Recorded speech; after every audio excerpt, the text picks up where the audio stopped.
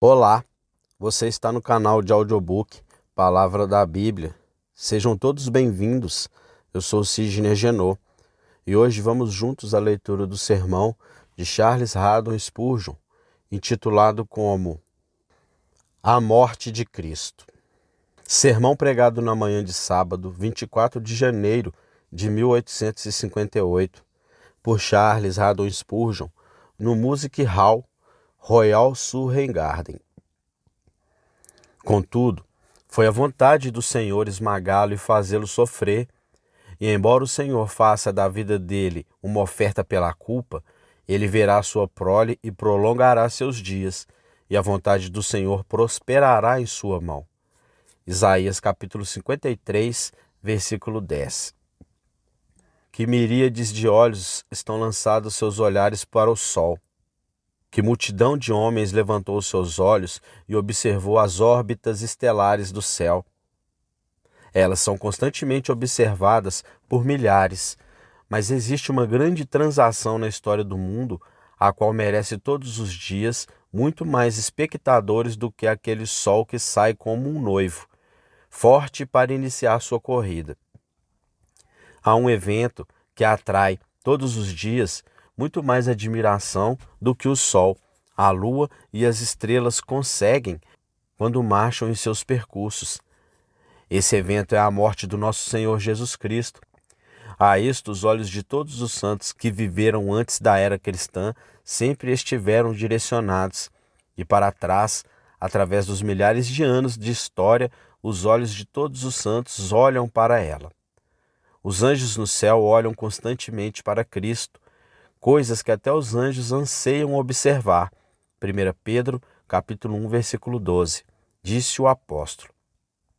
Em Cristo, os inumeráveis olhares dos redimidos estão fixados, e milhares de peregrinos, por esse mundo de lágrimas, não têm um objetivo melhor para a sua fé, nem desejo melhor para a sua visão, do que ver Cristo enquanto Ele está no céu e em comunhão para observar a sua pessoa.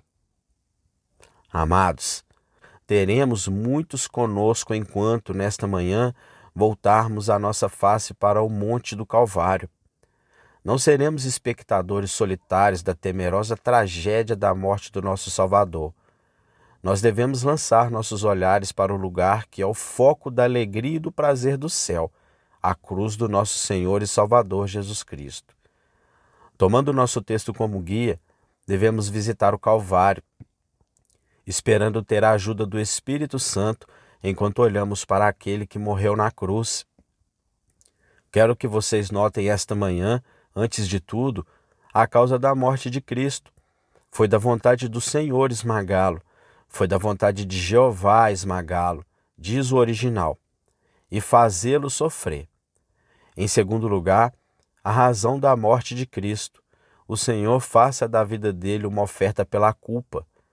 Cristo morreu porque ele foi uma oferta pelo pecado. E depois, em terceiro lugar, os efeitos e as consequências da morte de Cristo. Ele verá sua prole e prolongará seus dias, e a vontade do Senhor prosperará em sua mão. Venha, Espírito Sagrado, enquanto nós atentamos a falar sobre estes temas incomparáveis. Primeiro, nós temos aqui a origem da morte de Cristo. Contudo, foi da vontade do Senhor esmagá-lo e fazê-lo sofrer. Aquele que lê a vida de Cristo como mera história, associa a morte de Cristo com a inimizade dos judeus e com o caráter inconstante do governador romano. Nisto ele age com justiça, pois a morte e o pecado da morte de Cristo devem bater à porta da humanidade. Essa nossa corrida torna-se um deicídio, e matou o Senhor e pregou o seu Senhor em um madeiro. Mas aquele que lê a Bíblia com os olhos da fé, desejando descobrir os seus segredos, vê algo mais na morte do Salvador do que a crueldade romana ou a malícia judaica. Ele vê o decreto solene de Deus cumprido pelos homens, que foram os ignorantes, mas instrumentos culpados de sua realização. Ele olha para a lança e a haste romanas, para os insultos e zombarias dos judeus, para a fonte sagrada, da qual todas as coisas fluem e traçam a crucificação de Cristo ao peito da deidade. Ele concorda com Pedro. Este homem lhes foi entregue por propósito determinado e pré-conhecimento de Deus, e vocês, com a ajuda de homens perversos, o mataram, pregando-o na cruz. Não devemos imputar a Deus o pecado, mas ao mesmo tempo, o fato, como todos os seus efeitos maravilhosos na redenção do mundo, de que nós devemos sempre traçar para a fonte sagrada do amor divino. Como faz o nosso profeta? Ele disse: foi da vontade de Jeová esmagá-lo. Ele despreza tanto Pilatos quanto Herodes e traça para o Pai Celestial a primeira pessoa na divina Trindade. Foi da vontade do Senhor esmagá-lo e fazê-lo sofrer. Agora, amados, há muitos que pensam que o Deus Pai não é nada além de um espectador indiferente da salvação. Outros o difamam ainda mais, olham para ele como um ser sem amor, severo, que não teve nenhum amor para com a humanidade e que só poderia se tornar amável através da morte e das agonias de nosso Salvador. Isso é uma difamação suja com a graça justa e gloriosa do Deus Pai, a quem devemos sempre dar honra, pois Jesus Cristo não morreu para tornar Deus amável. Ele morreu porque Deus era amável. Não foi para fazer o amor de Jeová ao redor de seu povo arder, que Jesus do trono acima, um homem sofredor se tornou. Não foi a morte que ele suportou, nem todas as dores que ele suportou, que o amor eterno de Deus procurou, pois Deus era amor antes. Cristo foi enviado ao mundo pelo seu Pai com uma consequência de afeição do Pai pelo seu povo. Sim, ele amou o mundo de tal maneira que deu seu Filho unigênito, para todo aquele que nele crê não pereça, mas tenha a vida eterna. João capítulo 3, versículo 16. O fato é que o Pai decretou tanto a salvação, como tanto a efetuou, e deleitou-se tanto nela quanto fez o Deus Filho e o Deus Espírito Santo. E quando nós falamos do Salvador do mundo, devemos sempre incluir nessa palavra, se falarmos em sentido amplo, Deus Pai, Deus Filho e Deus Espírito Santo, pois todos esses três, como um só Deus, nos salvam de nossos pecados. O texto tira todo o pensamento pesado sobre o Pai ao dizer que foi da vontade de Jeová esmagar Jesus Cristo.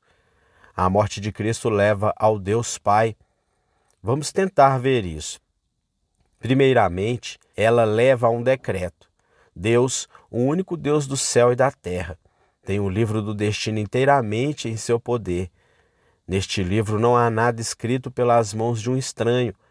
A caligrafia do solene livro da predestinação é, do começo ao fim, inteiramente divina. Acorrentado a seu trono está um volume, com todos os destinos dos homens, com todas as formas e tamanhos de anjos, feitos pela pena eterna. Nenhuma mão inferior esboçou sequer a mínima parte da providência.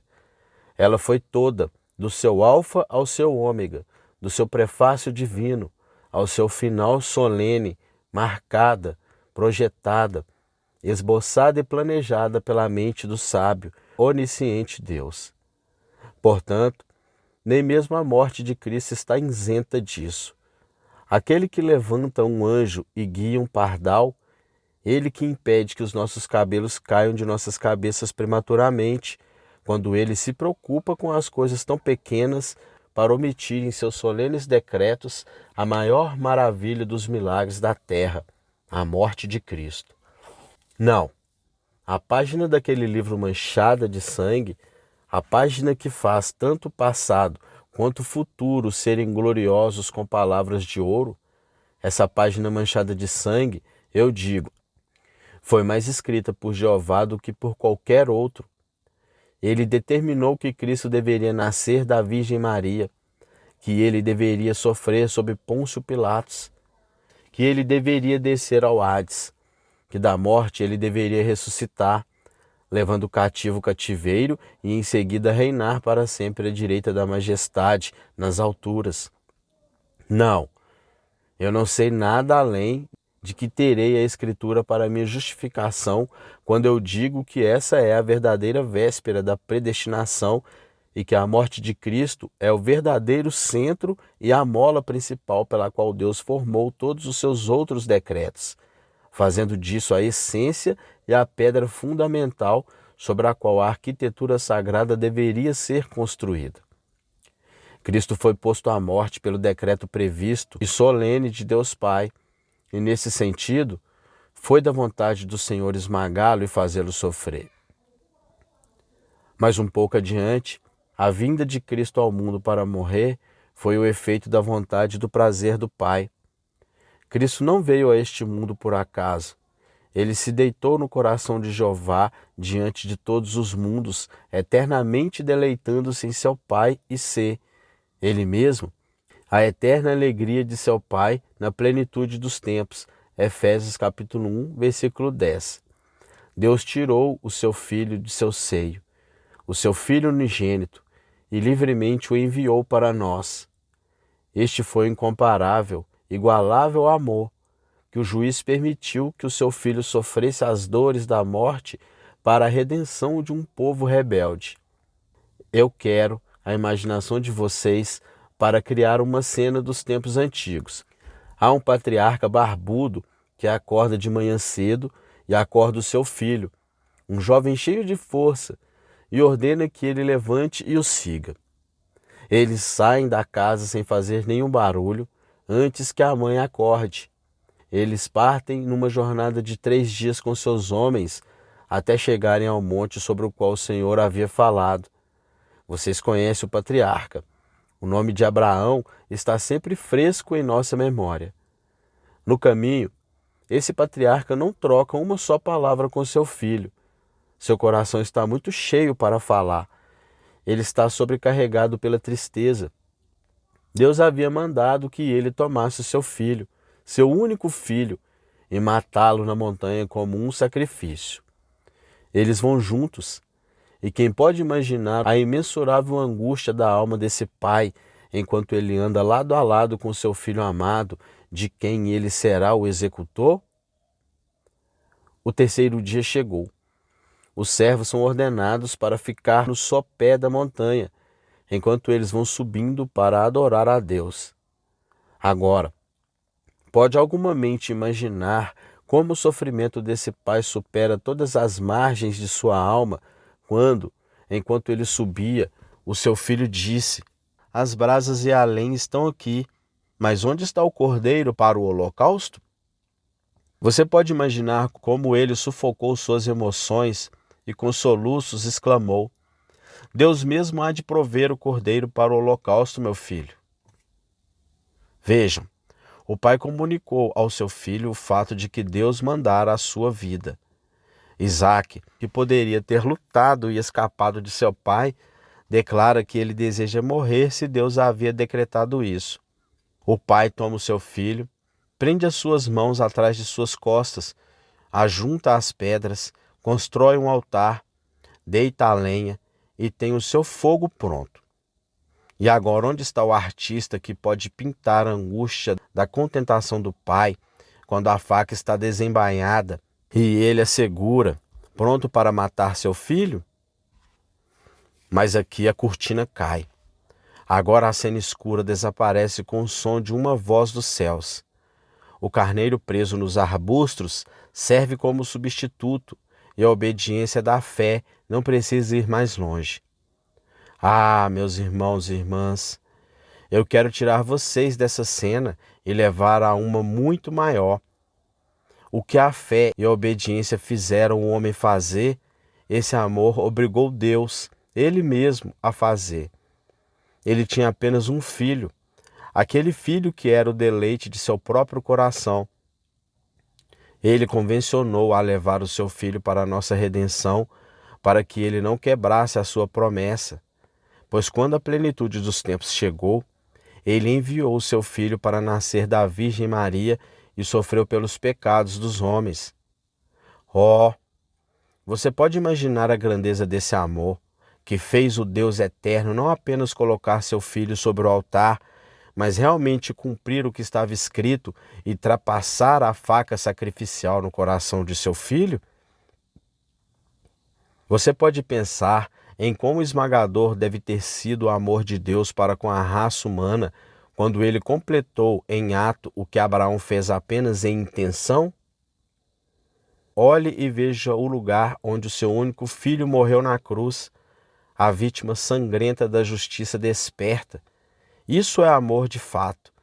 E aqui nós vemos como foi da vontade do Pai esmagá-lo. Isso me permite pressionar meu texto mais um passo adiante. Amados, não é apenas verdade que Deus tenha projetado e permitido com a complacência a morte de Cristo. É mais verdade ainda que as imensuráveis agonias que vestiram a morte do Salvador com terror sobre-humano foram o efeito do pugilismo do Pai de Cristo de fato. Há um Marte na prisão, as correntes estão em seus pulsos e ainda assim ele canta. Foi anunciado a ele que amanhã será o dia de sua sentença. Ele bate as suas mãos alegremente e sorri enquanto diz: amanhã será o trabalho cortante. Irei me alimentar sobre as tribulações de fogo, mas depois eu cearei com Cristo. Amanhã é o dia do meu casamento, o dia pelo qual eu há muito esperava, quando eu assinarei o testamento da minha vida por uma morte gloriosa. A hora chegou. O homem com as alabardas o precede pelas ruas. Note a serenidade no semblante do Marte. Ele vira para alguns que olham para ele e exclamam: eu valorizo essas correntes de ferro muito mais do que se fossem de ouro. É maravilhoso morrer por Cristo. Existem alguns dos santos mais ousados recolhidos ao redor da estaca, e enquanto ele tira as suas vestes, antes de se colocar em frente ao fogo para receber a sua sentença, ele os diz que é algo tremendo ser um soldado de Cristo, poder dar seu corpo para ser queimado. E ele acena com as mãos para ele e diz: adeus, com alegre satisfação. Alguém poderia pensar que ele estava indo para o seu casamento e não indo ser queimado. Ele fica diante do fogo, a corrente é colocada em seu meio. E depois de uma breve palavra de oração, assim que o fogo começa a acender, ele fala com as pessoas com audácia viril. Mas ouçam, ele canta enquanto a madeira estala e a fumaça sobe. E quando as suas partes baixas estão queimadas, ele continua cantando docemente algum salmo antigo. Deus é o nosso refúgio e a nossa fortaleza, auxílio sempre presente na adversidade. Por isso não temeremos, embora a terra trema e os montes afundem no coração do mar. Imagine a cena. Lá está o Salvador indo para sua cruz, totalmente fraco e abatido com o sofrimento. Sua alma está doente e triste com ele. Não há calma divina ali. Seu coração está triste, que ele desmaia nas ruas. O Filho de Deus desmaia sob uma cruz que muitos criminosos devem ter carregado. Eles o pregam na cruz. Não há nenhuma canção de louvor. Ele é erguido no ar e lá ele permanece suspenso, preparando-se para a sua morte. Você não ouve nenhum grito de exultação. Há uma compreensão severa em sua face, como se uma agonia indizível estivesse arrancando o seu coração, como se mais uma vez o Getsêmani estivesse acontecendo na cruz, como se sua alma ainda dissesse: meu Pai, se for possível, afasta de mim esta cruz. Contudo, não seja como eu quero, mas sim como tu queres. Mateus capítulo 26, versículo 39. Ouçam, ele fala. Ele não vai cantar as mais doces canções que já vieram dos lábios do Marte? Ah, não. É um terrível gemido de desgraça que jamais poderá ser imitado. Meu Deus, por que me abandonastes? Marcos capítulo 15, versículo 34. Os mártires não disseram que Deus estava com eles. Antigos confessos não choraram tanto quando viram a morrer. Eles gritaram enquanto queimavam e louvaram a Deus em suplício. Por que isto? Por que o Salvador sofreu tanto? Por que, amados? Por que foi da vontade do Pai esmagá-lo? Esse brilho da face de Deus que havia alegrado muitos santos a morrer foi tirado de Cristo.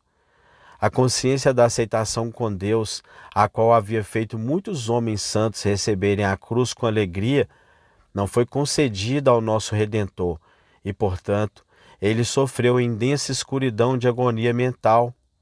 Leia o Salmo 22 e aprenda o quanto Jesus sofreu. Pausem nas solenes palavras do 1º, 2º, 3º e dos seguintes versículos. Sob a igreja estão os braços eternos, mas sobre Cristo não havia braço algum. A mão de seu Pai colocou-se pesadamente sobre ele. As pedras superiores e inferiores da ira divina o pressionaram e o esmagaram. E nenhuma gota de alegria ou consolação foi concedida a ele. Foi da vontade de Jeová esmagá-lo e fazê-lo sofrer. Isto, meus irmãos e irmãs, foi o clímax da aflição do Salvador, que o seu Pai virou-se dele e o fez sofrer. Assim, eu expus a primeira parte do assunto, a origem do pior sofrimento do nosso Salvador, o prazer do Pai. O nosso segundo tópico deve explicar o primeiro. Caso contrário, seria um mistério insolúvel saber como Deus pôde fazer seu filho sofrer, o qual era perfeitamente inocente, enquanto pobres falhos confessos e mártires não tiveram tal sofrimento vindo dele no momento de suas tribulações. Qual foi a razão do sofrimento do Salvador? A nós é dito aqui: o Senhor faça da vida dele uma oferta pela culpa. Cristo foi assim perturbado porque a sua alma foi uma oferta pelo pecado. Agora eu serei o mais simples que eu conseguir enquanto eu prego a preciosa doutrina da expiação de Jesus Cristo, nosso Senhor. Cristo foi uma oferta pelo pecado, no sentido de ser um substituto. Deus queria salvar, mas se tal palavra fosse permitida, a justiça atou suas mãos. Eu devo ser justo, disse Deus. Essa é uma necessidade da minha natureza. Firme como o destino e rápido como a imutabilidade é a verdade que eu devo ser justo. Mas o meu coração deseja perdoar, para passar pelas transgressões dos homens e perdoá-los. Como isso pode ser feito? A sabedoria chegou e disse: assim deve ser feito. E o amor concordou com a sabedoria. Cristo Jesus, o Filho de Deus, deve ficar no lugar do homem e ser ofertado no Monte Calvário no lugar do homem. E agora, notem, quando vocês veem Cristo sendo lançado na cruz de madeira, você vê toda a companhia de seus eleitos ali. E quando vocês veem os pregos cravados em suas benditas mãos e seus pés, é todo o corpo da sua igreja que está lá, no seu substituto, cravado na madeira. E agora, os soldados levantam a cruz e a colocam no suporte preparado para isso. Seus ossos estão, cada um deles, deslocado de seu corpo, está tão despedaçado de agonias que não se pode nem descrever esse homem sofrendo ali. Ali está a igreja sofrendo no substituto. E quando Cristo morre, você deve olhar para a sua morte não como a sua própria morte, mas como a morte de todos aqueles por quem ele foi o bode expiatório e o substituto. É verdade, Cristo realmente morreu. É igualmente verdade que ele não morreu por si mesmo, mas como substituto, no lugar de todos os crentes. Quando vocês morrerem, vão morrer por si próprios. Quando Cristo morreu, ele morreu por vocês, se vocês são crentes nele. Quando vocês passem pelos portões da sepultura, vocês vão solitários e sozinhos. Vocês não são representantes de um corpo de homens. Vocês passam pelos portões da morte como indivíduos. Mas, lembrem, quando Cristo passou pelos sofrimentos da morte, ele foi o cabeça representativo de todo o seu povo. Entendam, então, o significado no qual Cristo foi feito sacrifício pelo pecado. E aqui está a glória dessa questão. Foi como um substituto pelo pecado que ele realmente e literalmente sofreu a punição pelos pecados de todos os seus eleitos. Quando eu digo isto, eu não estou usando uma figura de linguagem ou algo do tipo, mas eu realmente quero dizer isso. O homem, pelos seus pecados, foi condenado ao fogo eterno. Quando Deus tomou Cristo para ser o substituto, é verdade, ele não enviou Cristo ao fogo eterno, mas derramou dor sobre ele. Uma dor tão desesperadora que foi um pagamento válido até para uma eternidade em chamas. O homem foi condenado a viver para sempre no inferno. Deus não enviou Cristo para ficar no inferno para sempre, mas ele colocou em Cristo uma punição que foi equivalente a isso. Embora ele não tenha dado a Cristo o verdadeiro inferno dos crentes, deu a ele uma retribuição igual, algo que foi equivalente a isso. Ele tomou a taça da agonia de Cristo e colocou nela sofrimento, miséria e angústia, tais que só Deus pode imaginar ou sonhar a respeito, que foram equivalentes a todo o sofrimento, toda a aflição e todas as torturas eternas de todos que devem ir ao céu, comprados pelo sangue de Cristo. E você pergunta, Cristo bebeu tudo isso por sua escória? Ele sofreu tanto assim? Sim, meus irmãos e irmãs, ele tomou o cálice e, em um triunfante gole de amor, ele bebeu toda a condenação. Ele sofreu todos os horrores do inferno. Uma saraivada de ferro caiu sobre ele com granizos maiores do que qualquer capacidade. Ele permaneceu até que a nuvem negra esvaziasse completamente. Ali estava a nossa dívida, gigante e imensa. Ele pagou até o último centavo de qualquer coisa que seu povo devia. E agora não há mais nenhum centavo devido à justiça de Deus no caminho da punição de qualquer cristão. E embora nós devamos gratidão a Deus, embora devamos muito ao seu amor, nós não devemos nada à sua justiça, pois Cristo naquela hora tomou todos os nossos pecados, passados, presente e por vir, e foi punido por todos eles. Não devemos jamais ser punidos porque ele sofreu no nosso lugar. Você consegue ver agora como foi que Deus o Pai o esmagou? Se ele não tivesse feito isso, as agonias de Cristo não poderiam ser um equivalente aos nossos sofrimentos. O inferno consiste na ocultação da face de Deus dos pecadores.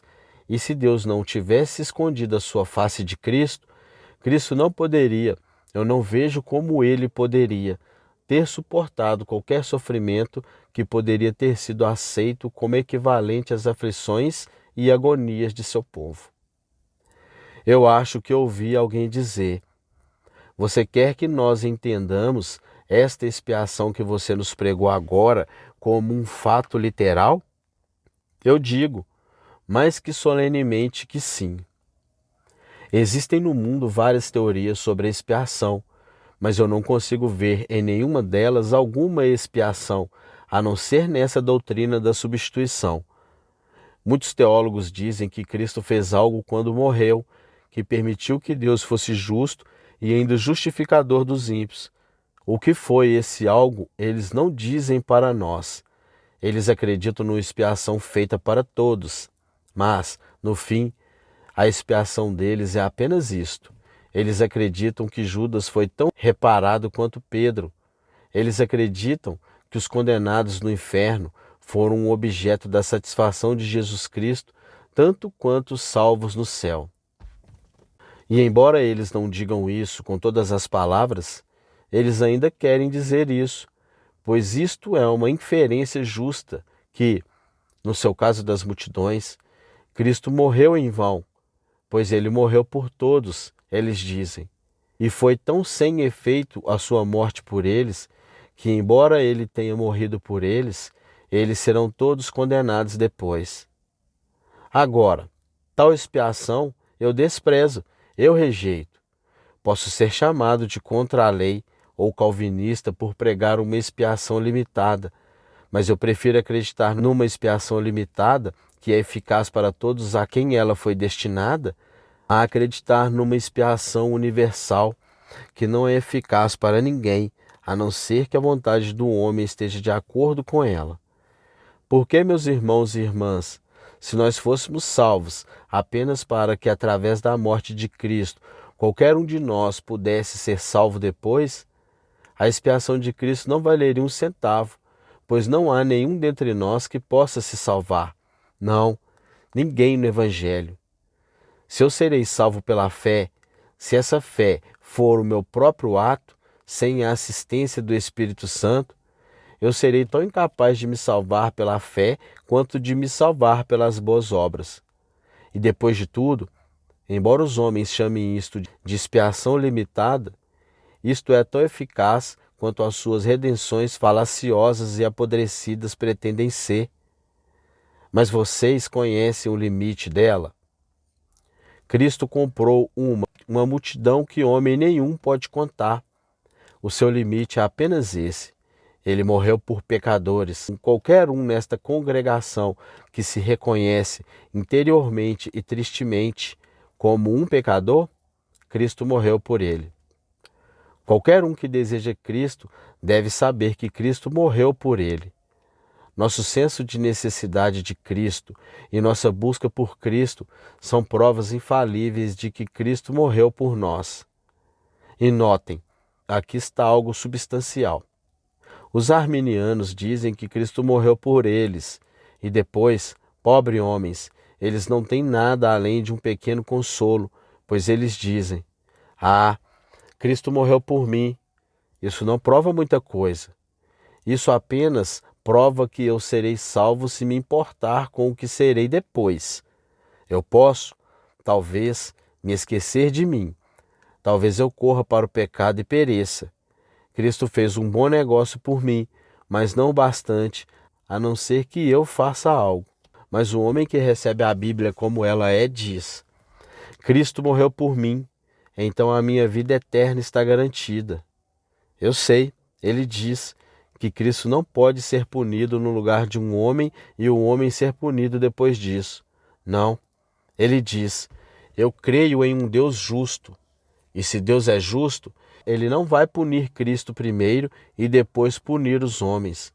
Não, o meu Salvador morreu e agora eu estou livre de qualquer exigência da vingança de Deus e posso caminhar por esse mundo em segurança.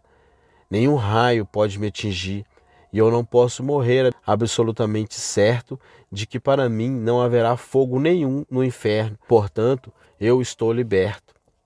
Ó doutrina gloriosa! Eu gostaria de morrer pregando isso. Que melhor testemunho podemos carregar com o amor e a fidelidade de Deus do que o testemunho de um substituto eminentemente satisfatório para todos os que creem em Cristo? Eu vou citar aqui o testemunho desse profundo teólogo, o Dr. John Owen. A redenção é o livramento de um homem da miséria através da intervenção de um libertador. Agora, quando um libertador é pago para salvar um prisioneiro, a justiça não demanda que ele deve ter e aproveitar a liberdade comprada por ele com uma consideração valiosa? Se eu pudesse pagar 1000 libras pela liberdade de um homem da escravidão, para aquele que o detém, quem tem o poder de libertá-lo e está contente com o preço que eu dei, não seria injusto para mim e para o pobre prisioneiro que a sua libertação não fosse concretizada? Pode, possivelmente, ser concebida a ideia de que existe uma redenção aos homens e os homens não fossem redimidos? Que um preço fosse pago e a compra não fosse consumada? Além disso tudo, ainda haveria verdadeiros e inumeráveis absurdos se a redenção universal fosse aceita. Um preço é pago por todos, porém apenas alguns são libertos. A redenção de todos consumada e ainda assim só alguns são redimidos? O juiz satisfeito, o carcereiro dominado e os prisioneiros ainda na prisão?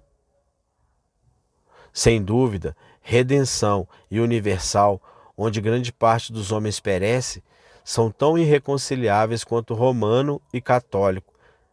Se há uma redenção universal, então todos os homens estão redimidos. Se eles estão redimidos, então eles estão livres de toda miséria, virtual ou realmente, onde quer que tenham sido aprisionados, e isso pela intervenção de um libertador. Por que então não são todos salvos? Em uma palavra, a redenção feita por Cristo, sendo a libertação completa das pessoas de toda a miséria em que foram enlaçadas pelo preço de seu sangue, não podem ser concebida como universal, a não ser que todos sejam salvos. Então a opinião dos universalistas não serve para a redenção. Eu paro mais uma vez, pois eu ouço uma alma tímida dizer: mas, Senhor, eu tenho medo de não ser um eleito e, se assim for, Cristo não morreu por mim. Pare, Senhor, você é um pecador? Você sente isso? O Espírito Santo de Deus fez você se sentir um pecador perdido? Você precisa de salvação? Se você não precisa dela, não há dúvidas de que ela não foi prometida para você. Mas se você realmente sente que precisa dela, você é eleito de Deus. Se você tem o desejo de ser salvo, um desejo dado a você através do Espírito Santo, esse desejo é um sinal para o bem. Se você tem orado verdadeiramente pela salvação, você tem aí uma clara evidência de que você é salvo. Cristo foi punido por você, e se você não sabe disso, você pode dizer: nada em minhas mãos eu trago, simplesmente à tua cruz eu me apego. Você deve ter tanta certeza de que é eleito de Deus quanto tem de sua própria existência. Esta é a prova infalível da eleição, um senso de necessidade e uma sede de Cristo.